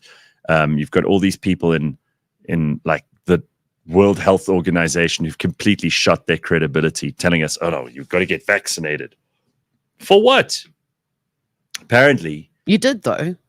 I stupidly did. I regret doing it. I told you about that. I wish I hadn't for the vid. Although it hasn't done anything to you, having an injection. Oh, sorry, I triggered it. Nothing's happened. What are you talking about? All right. Tell us what Li-Fi is. Okay, so we've got Wi-Fi. This is interesting. down. Leigh-Ann always brings these new words. She told us where the demure thing comes from this morning. Thank God, because I still don't completely understand that. But what is Li-Fi? I thought Wi-Fi, I understand. Like, that's the first thing anybody asks when they go into any building anywhere Yeah. for any reason anymore. It's like, what's the Wi-Fi? But also, we still have problems with Wi-Fi. It's so annoying. Oh, You know, you mean it's not? when you lose it somewhere in a shopping center, or you're trying to work from somewhere and the Wi-Fi, it's so annoying. Well, apparently that won't be a problem anymore because this new and unique technology is around the corner called Li-Fi. So Wi-Fi is wireless fidelity, and Li-Fi is light fidelity. It uses the power of light to transmit data. All right. And it's not just daylight, it's like LED lighting. Really? So it should work at nighttime too. And if you're in a dark room? Look, okay, so I've brought this picture. Yeah, which shows us absolutely nothing. I don't understand. This is like the kind of slide people put up at a TED talk or a PowerPoint presentation in some meeting, and they go, look, there's the technology, that's how it works, but they don't explain anything to you. At its core, data is transferred from LED light bulbs. These bulbs carry pulses of light that produce information similar to Morse code. Oh. Of course, this process can't be seen by the naked eye. Thank God, because otherwise you'd go beep, beep, beep, beep, beep, beep, beep, beep, beep, beep, beep, beep. However, the game changers in this scenario are the compatible devices that can synthesize this information rapidly. So, yeah, that's the next thing. I think we've gone up to Wi-Fi 8 or something now. But Really? the next thing is Li-Fi. Wi-Fi 8. Yeah. Sure. I think 8, 7 or 8. There we go. 6E and Wi-Fi 7 earlier this year. Oh, I didn't even know we'd moved from Wi-Fi 0 to Wi-Fi 1. And, we've been going on Wi-Fi since 1996, so it's about time for a change, I reckon. No, they didn't bring Wi-Fi in that early. Yes, they did. No. Yes. Really? Emerged in 1996. No. I was still at school. Yeah, and it wasn't just for phones, but... Wow. Yes. Okay. We had Wi-Fi all that time ago? They didn't tell us. You mean there was Wi-Fi? Oh, actually, I didn't even have a cell phone. Exactly.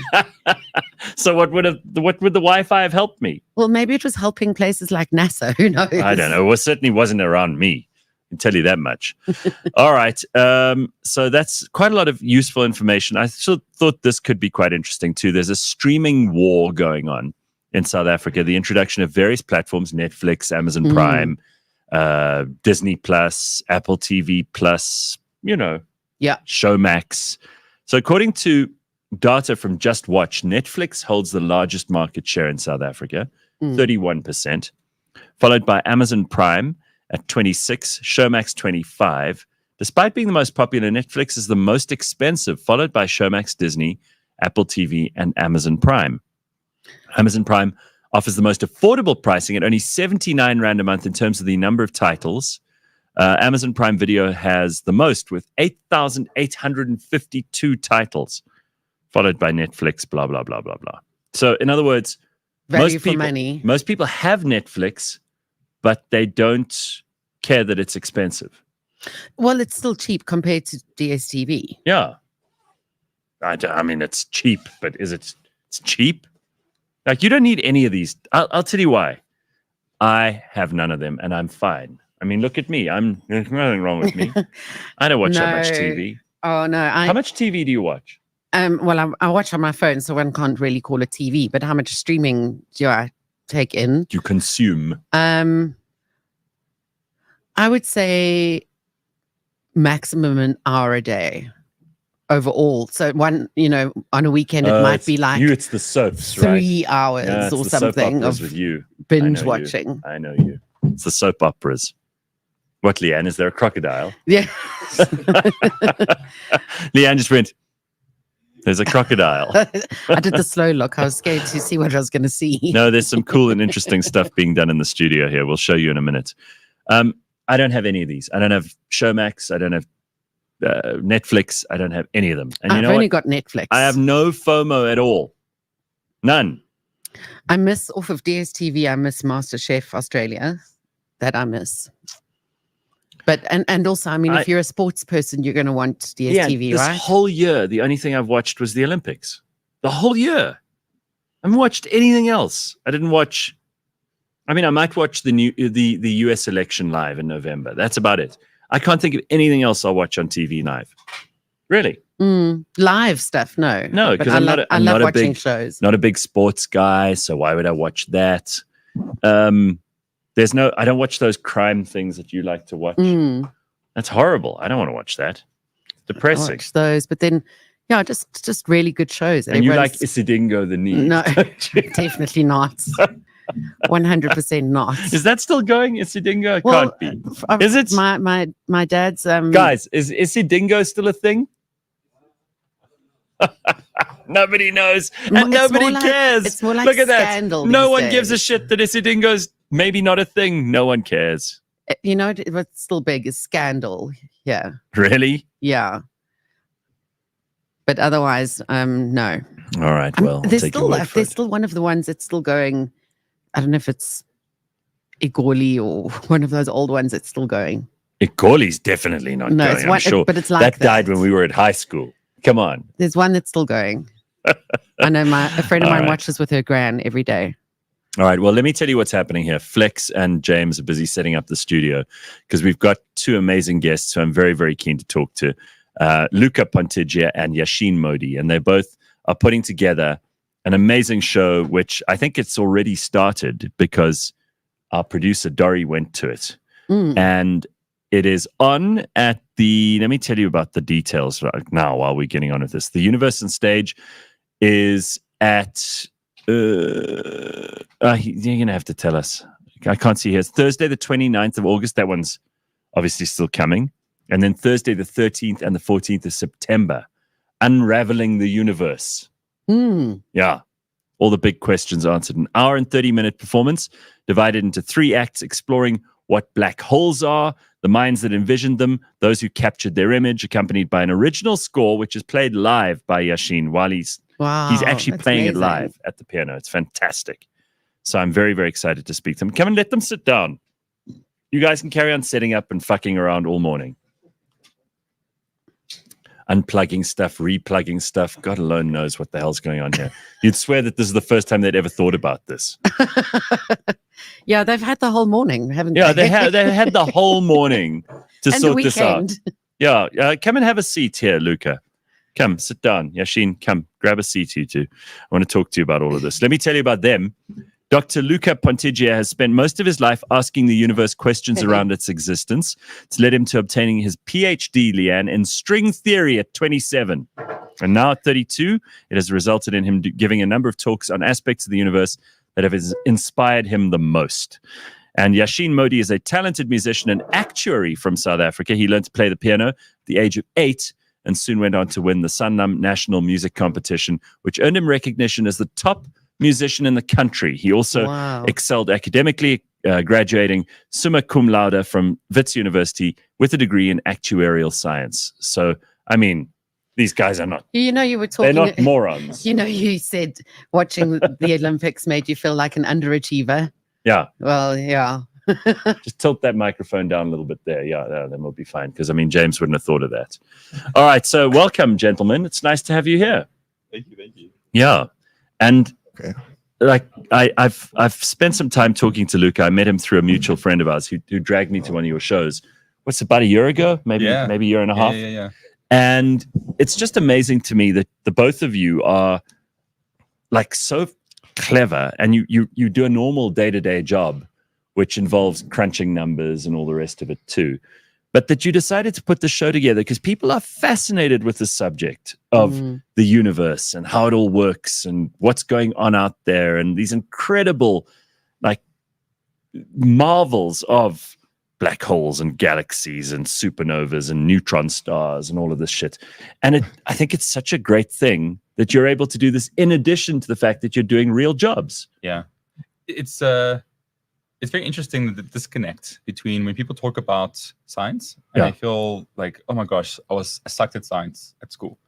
And they feel very scared about the subject. Yes. When they talk to them about the universe, about cool things in the universe, they get very excited. It's the same thing. No. The science. Well, I mean, I said when we were doing the intro to you a little bit earlier, I said that there are going to be 7-year-olds that'll come to this show and love it. and there'll be 58-year-olds who'll come to it and love it. Yeah. And it's going to be fun for both of them because they'll learn new things. And Yeah. there's so much visually to kind of take in. And then with the music, it's beautiful. It's like you're part of an ongoing story, which is technically what the universe is. It's this ongoing, beautiful, expanding story. Yeah, completely. And I mean, what's fascinating about both of us is, although our day jobs is quite different, we're both in storytelling. You know, Yash is an actuary. He's in sort of product development. And I've never heard of actuaries being called storytellers. Yeah. You have to back me up on that. Yeah, well, I mean, what we do at Discovery is a lot of presentation work, a lot of sales work. So there's a traditional type of actuary that sits behind the spreadsheet. Yeah. And then there's the new age actuary where we, we build stories. It's about less interesting things like insurance and investments. It's important. Less interesting than the universe, but important nonetheless. How did you find each other? So we actually worked on an actuarial conference project at Discovery hosts an annual innovation competition. Mm-hmm. You know, how to use data to move things forward. And I had this idea in the insurance space around using our data to predict and early intervene on potential disability cases. Oh my God. And, Leigh-Ann, did you just zone out halfway through that sentence as well? I was reluctant to go into too much detail. I think even that was too much detail. Well, wait. Just the title. All right. Yeah. So Luca That's is, it. Well, now he's too scared to say anything. He's put everyone to sleep. Okay. basically, Trust me, the universe on stage is way better than that. Okay. He came up with the idea, and he's like, Luca, I need someone to sort of do the modeling part of it. So Yash was like, he was part of the business part of it, and I was the modeling part of it. So I came up with a kind of technique to do it, and we won. We won this whole competition. We came first. Yeah. And I think we just recognized how well we work with each other. So my humor, we both creative but logical, and we both have an ambition to do something other than just our day job. Mm-hmm. And I think I had this ambition to create talks. I think Yash had an ambition to make music, and this was a perfect intersection of those two. And we thought, screw it, let's just try it out. Let's put it together and see what comes from it. So when I saw the show about a year or so ago, it was in the Bioscope in 44 Stanley. Bioscope. Yeah, at 44 Stanley. Yes. They've got that little theater, and I mean, it was packed full. There were no empty seats, and people loved it. And it was really, truly something amazing. I think I spoke about it on the show the next day. But this is a much bigger thing now. Where are you doing it? We're doing it at the Mandela Theatre. So the Joburg Theatre is the Joburg Complex is the Old Civic Theatre. Has a couple of theatres, and the Mandela Theatre is the biggest one. Wow. It's 1,058 seats or something like that. Yeah. I mean, the Bioscope is 47 seats. It's a significant order of magnitude jump. This is White Dwarf to Red Giant. Okay. It's incredible, but I know the potential of what we're doing. Yeah. And I know that what we do can be put on the biggest of stages. And I have a vision that it can go to like the Royal Albert Hall, to the Sydney Opera House, and this is where I want to take it. Fantastic. And this is the first step in that. So this is not the final step; it's the first step. Fantastic. Yeah. All right. Amazing. Obviously, the universe is full of all kinds of interesting stuff. How do you even choose the material that you're going to include and what you're going to have to leave behind? So I would start off with what I, as a child or growing up, found most interesting because it's what I can speak to most authentically. And black holes was the first object that I came across when kind of just going through encyclopedias and science books, which grabbed my attention. As to most people, it is fascinating, it's confusing, it's strange, it's weird. How can they exist? And when I did my master's, I specifically wanted to do my master's on black holes because I'd always heard about them. But there's a difference between hearing about them and intimately knowing them. And by intimately knowing them, it's the mathematics, studying mathematics, looking at the solutions that people found to discover these things. And when you see it from that lens, you see it in a completely different light. So do the idiot's guide to a black hole for us quickly, because for people who are maybe they haven't had a reason to be interested in these before, and they are fascinating. Give us the gist. It's these amazing location. We know they actually exist now because we've seen them too, thanks to photography that they managed to get from one of the space telescopes. The Event Horizon telescope. That's right. And this is where everything gets kind of sucked into this a black hole. Yeah. And there's the thing called the event horizon. Yeah. Where after that, we're not sure what happens. Yeah. But it could open up somewhere else. Yeah. On the other side and spit you like out a portal into a totally different universe. We don't know. That's the fascinating part of it. So the short of it is you have a star. Now, if a star is big enough, meaning it is heavy enough and large enough, eventually it runs out of gas. And when it runs out of gas, the gravity starts to compress it.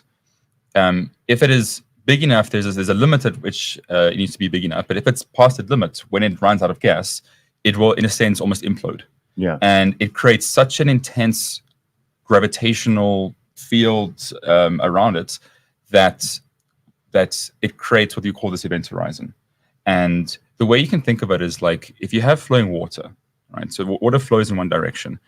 If I'm, let's say, on a rowing boat and I want to row upwards against the water, there's a speed at which the water flowing down and my boat rowing upwards is matched, right? And I can't move upwards because the water's flowing downwards. That's kind of like what we call the event horizon. I mean, no matter how fast you row, you will never move outwards of the water. You never flow upwards. When it comes to gravity, it's the same thing. So you have the event horizon is the point where the curvature of space is wrapping inwards so much that light can't escape because the speed of light is constant. And so when it's trying to escape the black hole, the curvature of space-time is going inwards, and they're perfectly matched. And so it's trapped. So if light goes past the event horizon, it's a boundary. It's not a physical thing, it's just a boundary, and nothing can come out of it. Hence, it looks black. So that's the event horizon part. Everything seems to be located in the center of it. And this is where things break down. This is where understanding breaks down. Because we don't know what happens. It could be that all the mass of the sun, of the star, is located at the center. It's an infinitesimally small point. But infinity doesn't work in nature. It's a mathematical infinity, but nature doesn't have infinities. It doesn't make any sense. So we don't know what happens. And it could be that it punctures to a different part of the universe. It could puncture to a different universe. Maybe nothing special happens. And that's the massive search of science these days, is to understand what happens at the center of the black hole. Because if we can do that, we uncover new theories. If we cover new theories, we uncover potential new technology, and society moves forward. so we can see them but you can't go into them. So you can't see them, but you can see the effect that they have on the things around them. So as an example, most galaxies, if not all galaxies, have a black hole at the center. And where you have galaxies, you have stars. We have stars, you have food for the black hole to feed off of. And what that means is that as the star gets too close to the black hole, it gets ripped apart. And all the gases start accumulating around the edge of it, just outside the event horizon, it's orbiting inside. And it creates what we call an accretion disk. This accretion disk then becomes extremely bright. And under certain situations, it forms what we call a quasar. So a massive jet of energy coming out of the black hole. This is by far the brightest process in the universe. And so black holes, although are unseeable, they give rise to the brightest processes, which we can see. And so that's what we're able to do. We're able to take a picture of the accretion disk of the black hole, and you could see this accretion disk, and you saw a hole at the center. And so that's how we're able to see the black holes. Because Why can't you go in it? Oh, we can go in it. You just can't come out of it. Oh, that's why. Yeah, and if you went did in someone taste by throwing something in? That's they're very far. I mean, the closest black hole that we know of is in the center of our own galaxy. I don't know how far that is, but it's all right. So far. it's idiot comment from Virus. Please, can someone tell me what the point of studying black holes is? Like, who cares? Don't you want to know what the physical processes of the universe are? Wouldn't you like to know how stars are formed, how they die, what happens to them, what that long span of history over 14 billion years is? Doesn't make you at least a little bit curious, or are you only interested in like the price of bread? Or the fact that it might be the exit for when this planet implodes and we'll have somewhere else to go. I think the most amazing questions come from these very big things. It's like the best questions come from the very small things, like atoms. And you've studied string theory, so you know a little bit about the fact that most of these fields are tremendously complex. There are lots of brains working on them all the time, and a lot of it has not been solved. Yeah.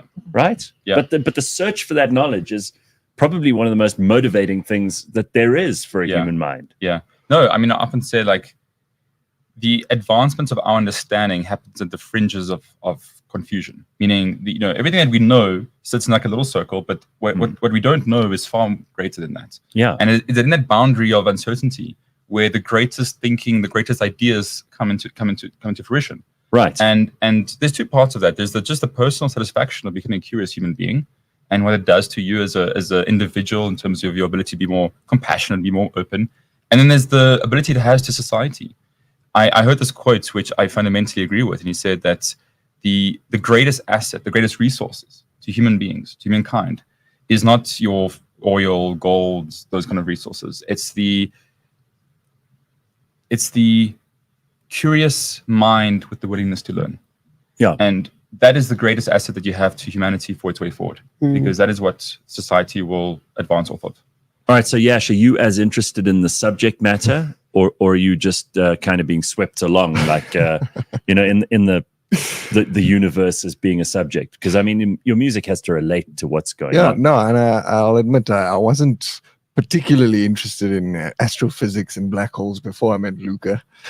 More on the insurance and investment side, and then composing music on the side. Sure. But as we've been discussing these things, I've become more and more interested because of that narrative around the fact that it isn't actually the results of the equations, but it's what you uncover when solving these types of things. Yeah. Equations. And you play live while it's going on, so you don't have like already predetermined cues and compositions.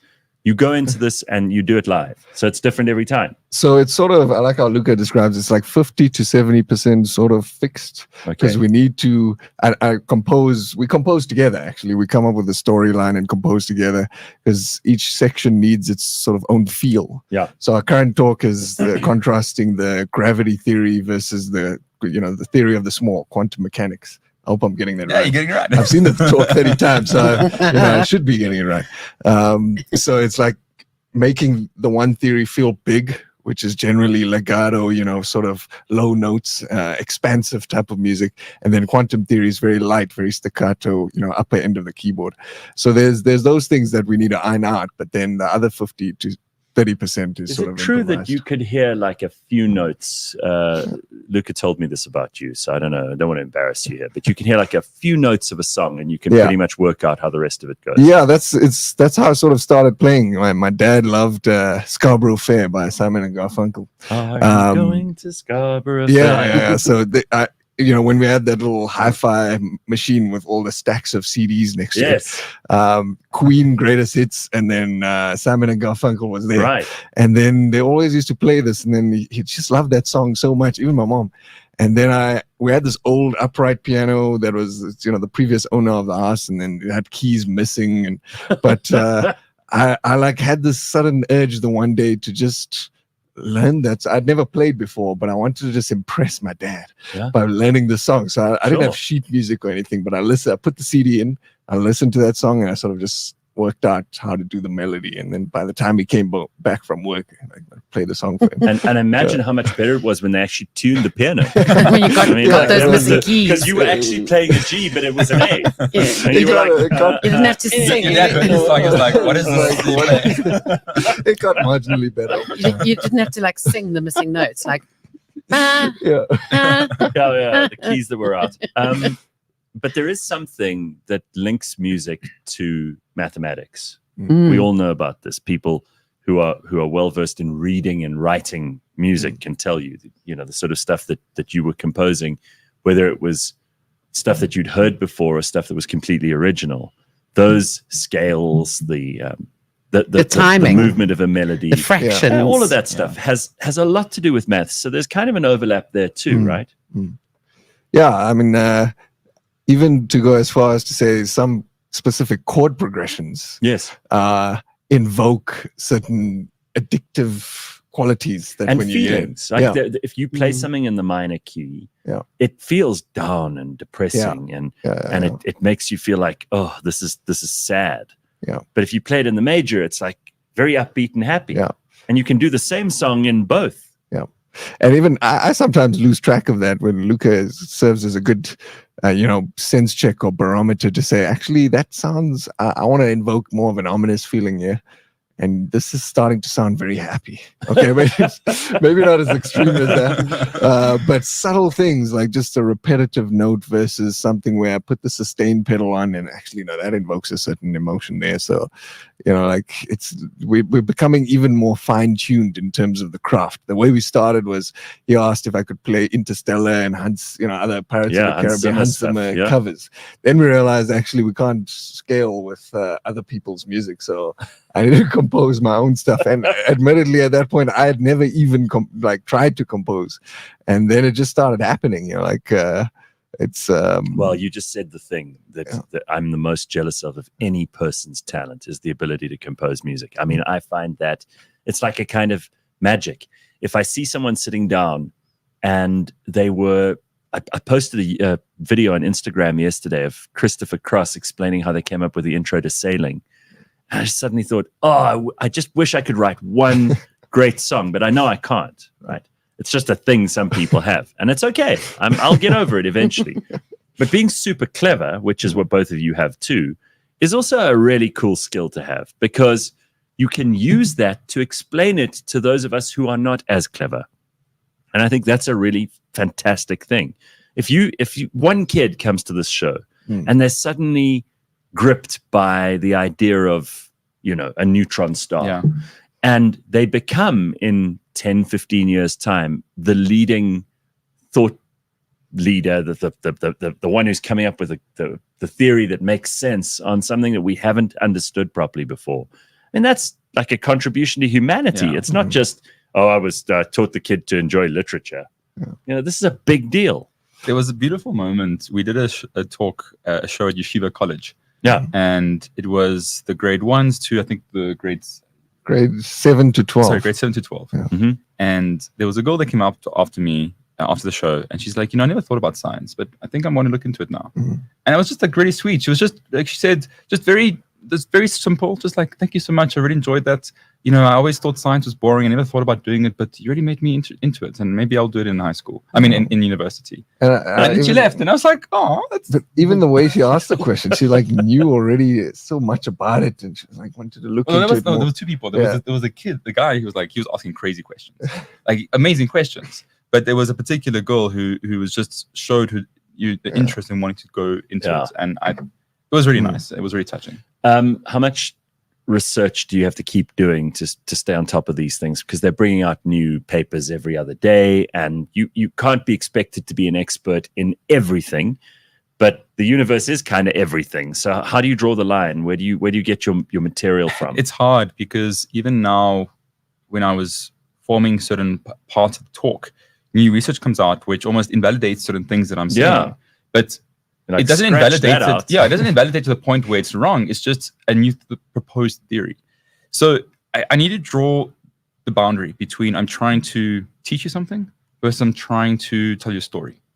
And I think the fact that I'm erring on the narrative side of things, I'm trying to tell you a story about the universe, I'm okay with having certain facts which are in debate, certain facts which are still not completely proven. And it's how I position the story that tells you that this is not something which is definite. It is just our experience of it or our understanding of it so far. Okay. And so I try to keep it up to date so that when the questions are asked afterwards, or I need to change the narrative when certain things are completely wrong. But it's more about making sure that I'm being as true as possible to the real facts, to the narrative. You take live questions during the show? After the show. Yeah. But I mean, everybody's still sitting there. And yes. And most of the questions I can handle. Sometimes they're a little bit more detailed. That I feel maybe it's more appropriate that I would speak to them afterwards. But I have some real asshole actual professor of astrophysics who comes to you and asks you some really contentious question. Or you have people who ask me very nonsensical questions, like the first show we had. The very first question. The first show we had. Gareth, was this lady, the first question, right? This is the first show. I'm nervous. The first lady asked, she's like, she says, has anyone ever talked about the birds and the bees? Right. And I'm thinking, where's this going? Yeah. And pervert. And then she's like, and then she starts getting angry.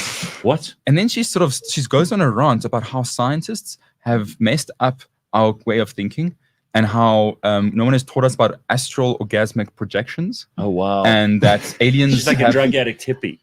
Oh my She did have word. that look. She did She did have look. that, you know, and it was just Leigh-Ann, you've got to stop going to these shows. No, all right? I didn't. Told you to stop.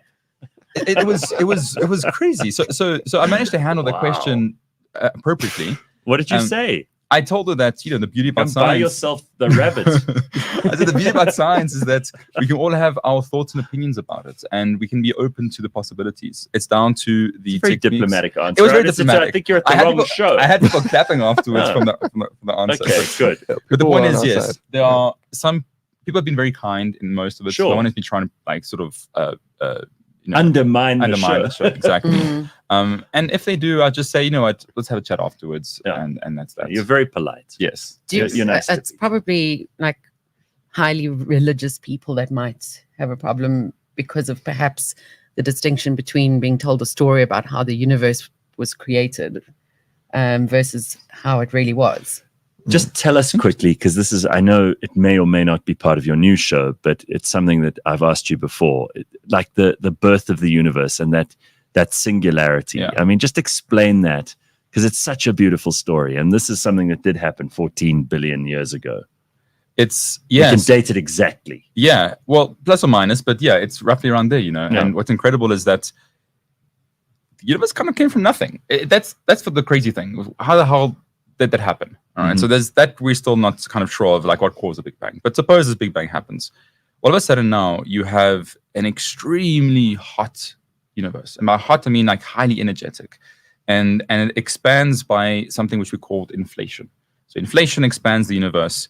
And as it expands the universe, because it gets bigger, it starts cooling down. So all the particles or energy that was inside of there become less energetic and they start cooling down. Then you have a process by which the certain particles started forming together. So you had your protons being created, your electrons, your neutrons. What sort of time span are we talking about here between the Big Bang and the formation of subatomic particles? Okay, I mean, this is detailed, but I think it's a couple of 100,000 years. that's all. That's it. So there was something called the recombination. So recombination is a process in the part of the early universe where you had the particles coming together. And before that, it was just like light photons bouncing around, being stuck in this sort of bubble that was expanding. And as it sort of cooled down, the light could escape. And in fact, there's something called the cosmic microwave background. And that is the first image we have of the earliest universe, which shows the light that came out of this bubble that could escape now. And that's how we actually know how old the universe is from this cosmic microwave background. And white noise. Yes. So exactly. White yes, noise yes. is like that stuff. If you switch everything off and you have a completely anechoic chamber, you will still hear in the background. It's like when you're tuning a radio, but that's obviously amplified. Yeah. And they've listened to that. It's everywhere. It's pernicious. You can't get rid of it. And that is a signature of the original universe. Yeah. It's because, you know, the way light works or electromagnetic waves, right? So you have X-rays, UV rays, gamma rays, all the way to radio waves. Is that as the universe expanded, the space was stretching. As the space was stretching, any light that existed, its wavelengths get stretched. It gets longer and longer. And so at the earliest of the universe, it had a very, very, very short wavelength. But as it gets highly intense. But as it stretches, it gets longer and longer and longer and longer until essentially it got into the microwave region, hence the cosmic microwave background. Right. And the antennas that were used for TVs and things like that are sensitive to microwave signals. And so it's just random microwave signals that are coming to us. And that is the early remnants of light from the early universe. So even if you can't see it and you can't experience it, you can hear the sound of the original universe. Yeah. It's pretty wild. It's cool. Yeah. It's very cool. And they've tried everything to get rid of that sound. They cannot get rid of it. There's it's a really everywhere. I think, if I'm not mistaken, the story is that these guys built a new radio telescope, and they were trying to take, I think, a picture or get some signal from some part of the sky. And no matter what they did, there was this constant buzz that they couldn't get rid of. They thought it was pigeons. They'd cleaned it out multiple times. No matter what they did, they couldn't get rid of this buzz in this antenna. And then they started realizing that maybe it's actually coming from the universe. And upon more inspection, they realized that, hang on, this is a signal of the earliest signal that we have. It's the early universe. Talk to me about the different kinds of stars, because that's also interesting. In that you in the observable night sky, you can see like slight color differences between the stars. Yeah. But you get these incredible variations, and we may even see in our lifetimes things like Betelgeuse eventually reaching its black hole moment and becoming supernova, and then obviously what happens after that. Yeah. But it could be happening in the night sky right now, but it would have happened thousands of years ago. Yeah. Because everything we're seeing now is the light that's reaching us many, many years later. Yeah. Yeah, there's an entire family of different stars. And roughly speaking, when a star is alive, its color, its composition is given by how big it is. So the bigger it is, the more fuel it has. And every star is the same in the sense that it starts off with a clump of hydrogen. The hydrogen gets compressed. It creates a nuclear reaction. The nuclear reaction then binds the hydrogen to helium, helium to nitrogen, so on and so forth. Depending on how much material there was from the start, determines the size of the star, more or less. And depending on how big the star is, determines on how long its lifespan is. The bigger the star, the shorter its lifespan, because the faster it burns its fuel. Right. So that the lifespan of the star is determined by these different things. What's the lifespan of our star? Our sun. Our sun, it is 15 billion years. Okay. So it's been burning for 10. So we're in the middle of it now. 2/3 of the way through. Oh, okay. Yeah. So it's been burning for 10 billion years. Better make those plans for the rest of the year. Literally make hay while the sun shines. What was it called? Yeah, make hay while the sun shines. We got quite a long way to escape to make sure we still survive.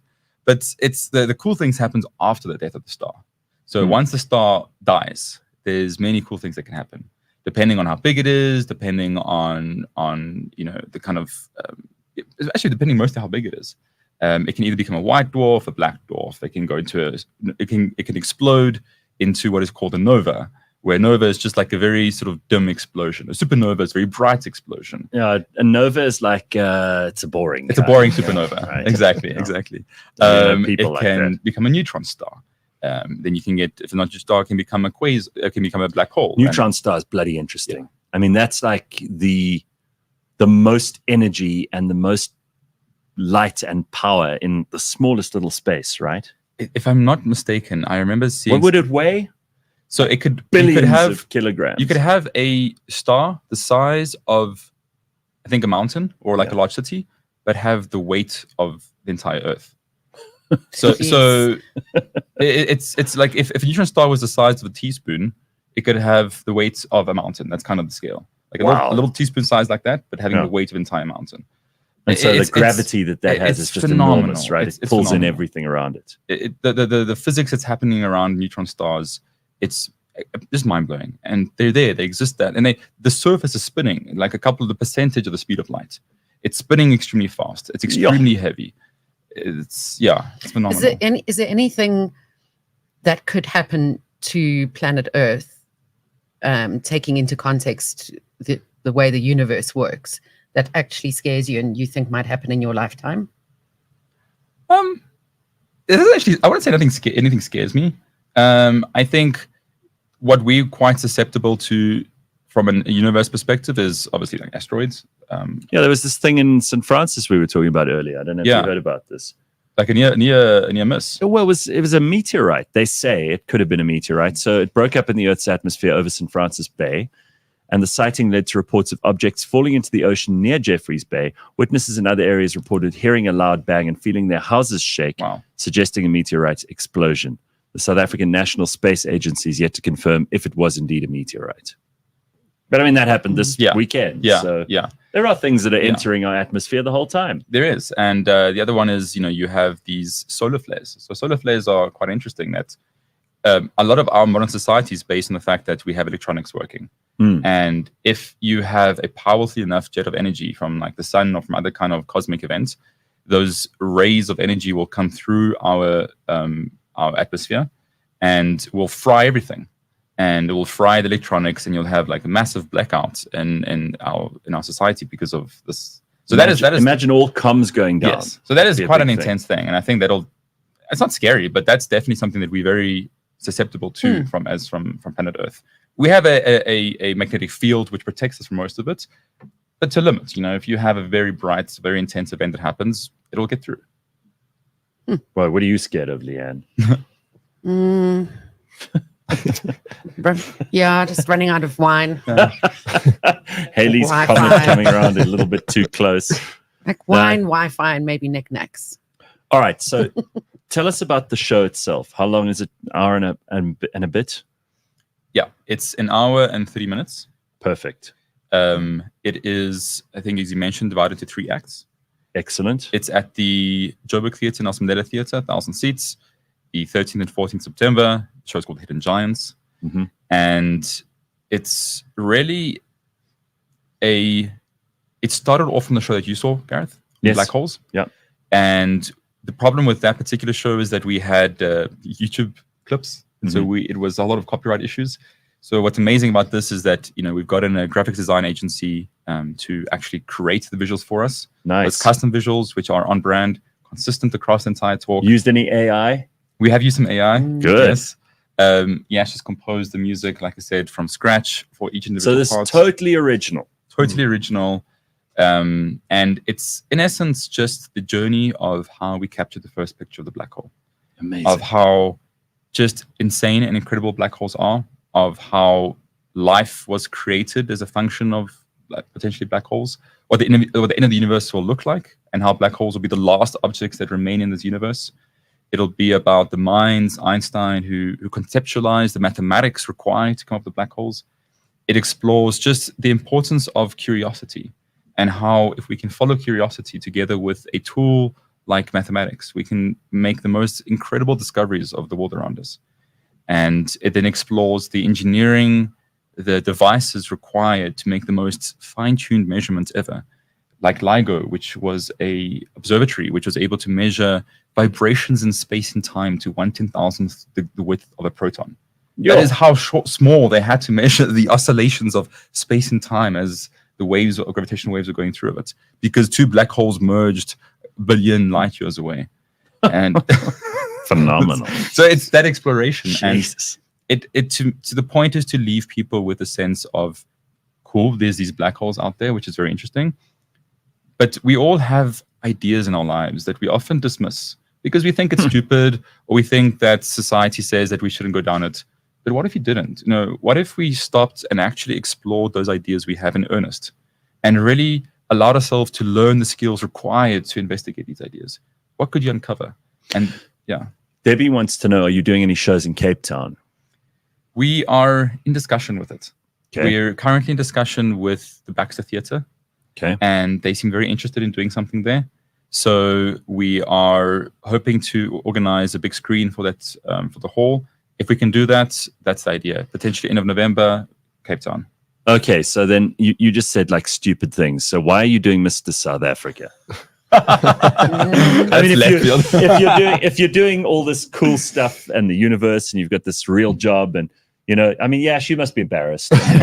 Why should he be doing Mr. South Africa? Actually, interesting. He sent an when email. He told you that, did you say to him, okay, I'm not working with you anymore? No, he did say it's all for the show. It's all. And then the best part was he sent an email out to a lot of the senior guys at Discovery. Yeah. All of our managers, our CEOs. It's like, I'm doing Mr. South Africa, and then I accidentally replied to all, I'm looking forward to the Speedo round. Okay, so what do you have to do for Mr. South Africa?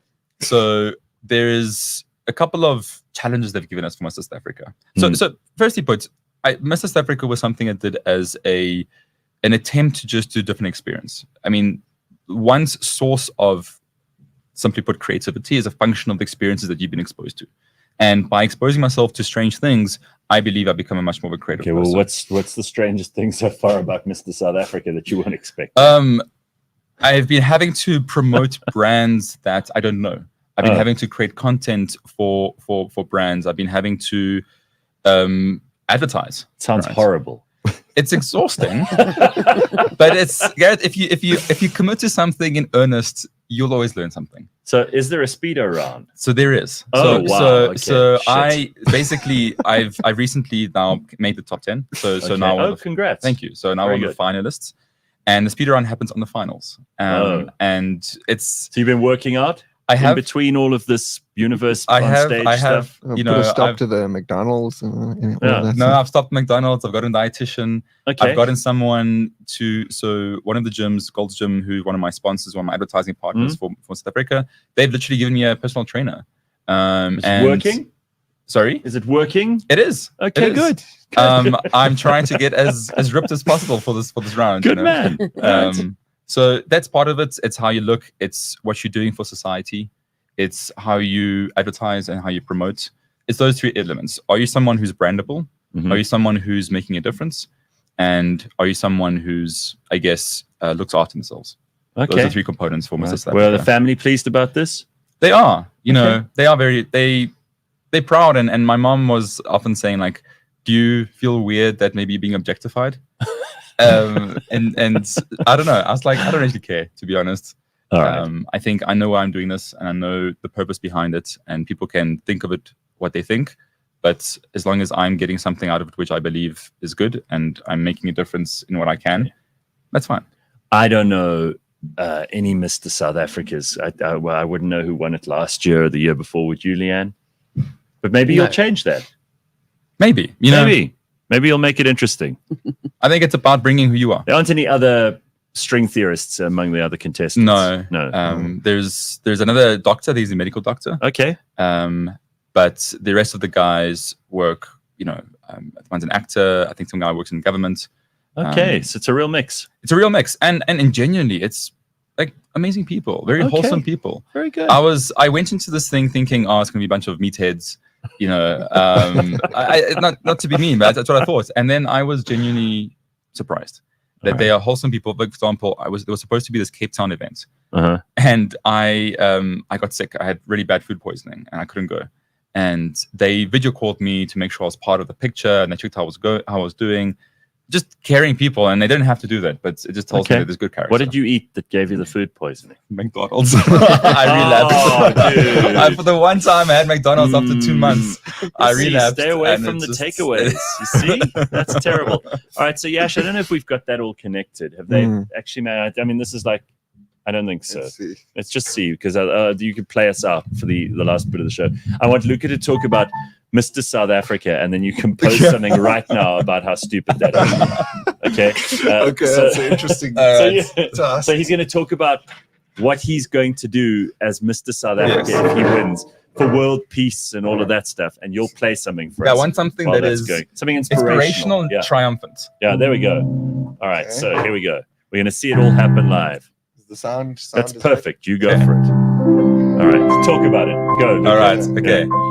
So if I win Mr. South Africa, what my plan is to take what I do with the universe on stage. Is to take what I do with the universe on stage and amplify it to the rest of South Africa. I want to inspire kids around science. I want to inspire adults to be more curious. And I want to showcase the potential of being a role model in this country. And I want to show that we can exist with kindness, with compassion. And I really hope that more people recognize that they have the ability to do amazing things in this world. So vote for me. So beautiful. Oh, pretty good. All right, no, I love it. Listen, guys, I can honestly tell you, I was not keen to come and see your show. It was a Sunday. I was irritated. Which is every day for Gareth. Our mutual friend Jesse is like, you have to come and see this. You got to meet this friend of mine.